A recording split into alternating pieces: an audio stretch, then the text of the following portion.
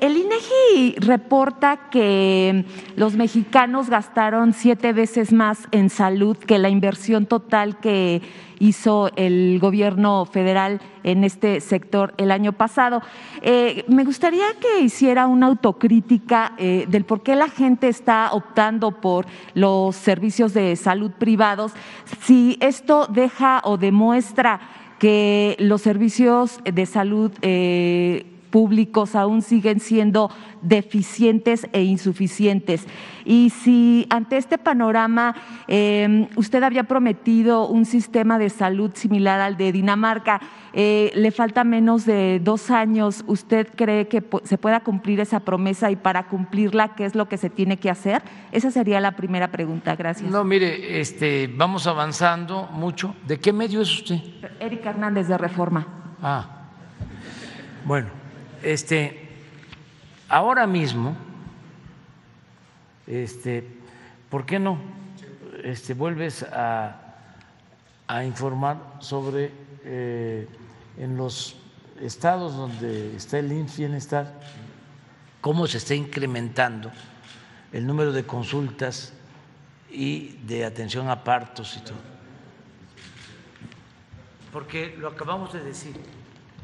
Sí, presidente, pero sí, en una manera general, el sistema de salud, de manera general, no vemos que esté cumpliendo con lo que usted había prometido.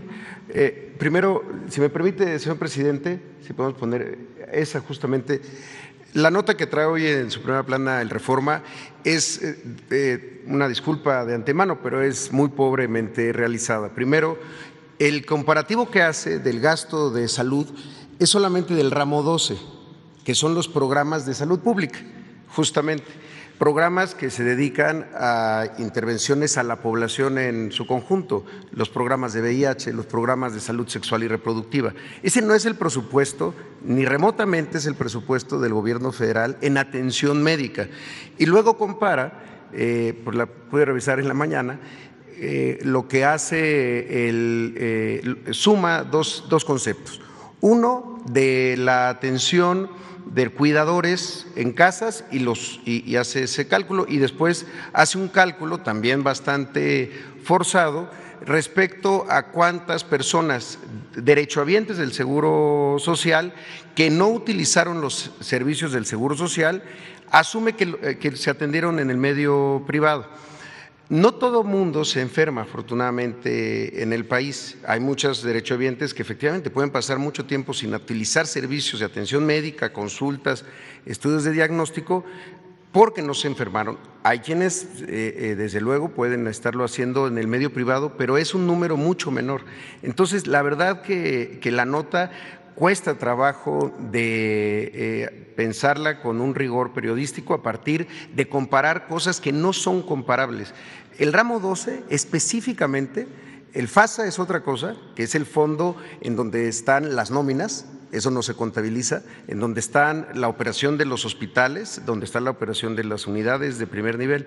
Entonces, lo que toman es solamente un pedazo, uno de los ramos, y asumen que es el ramo de salud, el ramo 12. Efectivamente, así lo dice el presupuesto, pero no es el único, no es la única fuente de financiamiento del sistema de salud. Ahora, esto es mucho más evidente. En estos casos, en donde las consultas de medicina familiar prácticamente no existían, porque la medicina familiar es parte del modelo histórico de la seguridad social en nuestro país. Son médicos especialistas, los médicos familiares, no son médicos generales, que pueden ver una amplia gama de padecimientos y que hoy incrementaron en 23% sus consultas. Este tipo de consultas eran las que en el Seguro Popular o no existían, o simplemente no existía ese servicio, o efectivamente se iban al medio privado. En el caso de las consultas de especialidad, peor aún, porque en las zonas remotas estas consultas de especialidad están generalmente en las áreas de consulta externa que existen en los hospitales, en los consultorios que están en los hospitales, no se atendían con médicos especialistas tampoco, eran consultas de medicina general. Con el programa Bienestar hoy se tiene cobertura para que la gente pueda ir a la consulta de especialidad, no solamente en las especialidades troncales que hemos detallado, ginecología, pediatría, medicina interna, ya también trauma y ortopedia o cirugía, sino en muchas más especialidades, cerca de 52.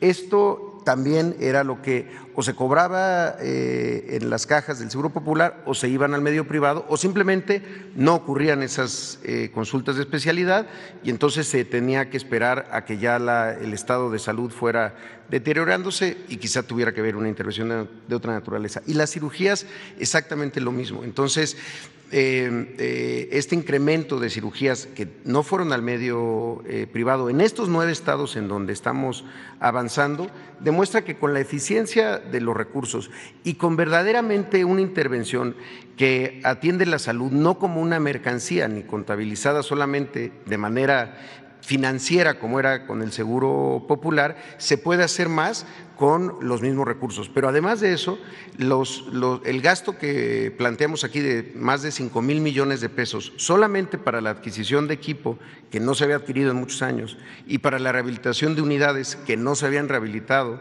ni atendido durante muchos años, pues es lo que permite tener esta productividad. Entonces, ¿cuál sería la autocrítica o el calificativo que ustedes mismos se dan sobre los servicios de salud? En el caso del IMSS vemos clínicas donde en el servicio de urgencias hay gente que está hasta 3 días sentada en una silla de hierro en el piso. ¿Todo eso para ustedes no es parte de la eficiencia? ¿O no, cómo se califica tiene que todo ver esto? Y preguntarle al presidente, insistirle si se cumplirá su promesa del sistema de salud como Dinamarca. Gracias. Sí, nada más, es bien importante esto que usted señala. 3 elementos contribuyen a que se tenga la necesidad de seguir invirtiendo. El primero es los 30 años de desatención a la atención primaria de la salud. Es decir, todo lo que se ha defendido sistemáticamente deja de ver que México en 30 años se convirtió en el campeón en enfermedades que se pudieron haber prevenido, en enfermedades crónico-degenerativas, obesidad, diabetes, dislipidemias y demás. Esos 30 años de régimen neoliberal que se defienden con tanta vehemencia, no se toma en cuenta que fueron los años donde se incrementó y se cambió en la atención médica, se hizo un giro y pasamos de atender atención ginecobstétrica, enfermedades de contagio o accidentes, a atender enfermedades que se hubieran podido evitar. El 45% del gasto del IMSS es enfermedades crónico-degenerativas. ¿Cuándo ocurrió este incremento? En los 30 años de este periodo. Segundo lugar, por la falta de inversión. Por la falta de inversión en la atención médica. Es que tenemos hoy una situación de insuficiencia para poder atender, a pesar de que se han incrementado el número de contrataciones de personal médico. Porque ese es el tercer elemento, la falta de formación de médicos especialistas en términos de la necesidad de los propios sistemas de salud. Eso es verdaderamente criminal, que durante 30 años no se hayan formado los médicos suficientes para los que iba a necesitar el mismo sistema de salud. A eso súmele la pandemia. Entonces, creo que hay razones que explican esto y acciones que están intentando corregirlo. Entonces, gracias. Digamos, superar esos 30 años, ¿cuánto va a llevar y si se podría, o qué es lo que se podría lograr en menos de 2 años? Gracias. El año próximo, a más tardar a finales, ya tenemos un sistema de salud pública como el de Dinamarca. Y puede ser que mejor. Y te voy a explicar por qué. Vamos a tener un sistema de salud pública como el de Dinamarca, en donde la atención médica, los medicamentos son gratuitos. En Dinamarca tienen políticas que eran completamente inalcanzables en México, porque en Dinamarca, para empezar, no hay corrupción como la que había en México. la que ustedes promovían desde el Reforma y alentaban, porque el Reforma, para tener los antecedentes, porque no puede haber texto sin contexto, lo creó Carlos Salinas de Gortari. Esto para quienes nos están viendo, no para los que estamos aquí o los lectores del Reforma. Entonces, en Dinamarca no hay corrupción y por lo mismo el presupuesto rinde y tienen establecido algo que llaman estado de bienestar, que es lo que nosotros vamos procurando para México. Primero, que no haya corrupción y segundo, establecer el estado de bienestar. ¿Qué es en esencia el estado de bienestar? Que la persona tenga seguridad desde que nace hasta que muere, desde la cuna hasta la tumba, muy contrario a lo que defiende el Reforma. El Reforma no está de acuerdo con el estado de bienestar. El Reforma está de acuerdo con la privatización de los servicios de educación, de los servicios de salud. Para el Reforma permíteme, y para los que defienden ese modelo llamado neoliberal o neoporfirista, la educación y la salud son privilegios, no son derechos. Entonces, vamos nosotros a garantizar, como en Dinamarca, un sistema de salud de calidad para todos. Esto es que van a poder llegar los pacientes a centros de salud que van a estar en buen estado, donde van a haber médicos generales todos los días, donde van a haber medicamentos, pero también van a tener acceso a hospitales de segundo nivel, como aquí se planteó, con especialistas. El Reforma no quiere que contratemos médicos de Cuba, pero el Reforma fue corresponsable de que nos quedáramos en México sin médicos y sin especialistas por el modelo de bienestar, neoliberal. En este modelo de bienestar que usted comenta, digamos, un ciudadano llegará a urgencias, no estará en una silla de aluminio. No va a estar así. Las cirugías no tardarán 6 meses. O que nos pudiera detallar cómo es esa atención. No, y es mi compromiso y les voy a volver a ganar a los del Reforma, porque no sabe, además de mis convicciones humanitarias, la satisfacción, la dicha enorme que me produce ganarle a los conservadores. O sea, porque es ganarle al individualismo, al egoísmo, ganarle a los que tienen como Dios al dinero,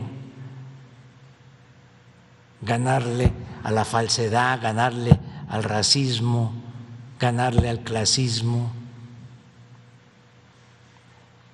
No, si tiene su parte atractiva, decía un maestro, a veces la política cuando es buena, ¿sí?, produce grandes satisfacciones y una de ellas es el poder transformar. Y sí, está el aplazamiento va a ser como Dinamarca el año próximo, con médicos, con especialistas, sin que tengan que tardar en ser atendidos, como tú lo estás planteando, con todos los medicamentos y sin pagar, es decir, gratuito todo el servicio, porque eso a los del Reforma les molesta muchísimo, porque ellos no quieren, ¿saben cómo le llaman? No es estado de bienestar ni Dinamarca, eso es populismo, es paternalismo. Entonces, sí vamos a cumplir. Entonces, le dice a Junco, de mi parte, que le vamos a ganar de nuevo, porque ya le hemos ganado varias veces. Gracias. Y aun cuando con su pasquín inmundo todos los días esté mintiendo, todos los días. Lo de hoy yo no lo sabía, pero es una mentira. Pero diario, yo no sé qué le pasa, por qué está tan enojado. O sea, le entiendo, pues, porque no solo es él representa al señor Fernández, el dueño de los Oxxos de Monterrey, y representa, pues, a un grupo que siempre lucró con el presupuesto público y se dedicaron a saquear y ahora están muy molestos, pero que se serenen, que se tranquilicen y que esperemos, es el año próximo, lo de Dinamarca. ¿Y sabe por qué le decía que va a ser mejor? Porque Dinamarca tiene mucho menos población que México. Dinamarca debe de tener como 10 millones de habitantes. A ver, por favor. ¿Cuánto? 5 millones. Sí, pero acá son 5. No, pero nosotros tenemos que atender a todos. Hasta ahora, sí, vamos a ir avanzando.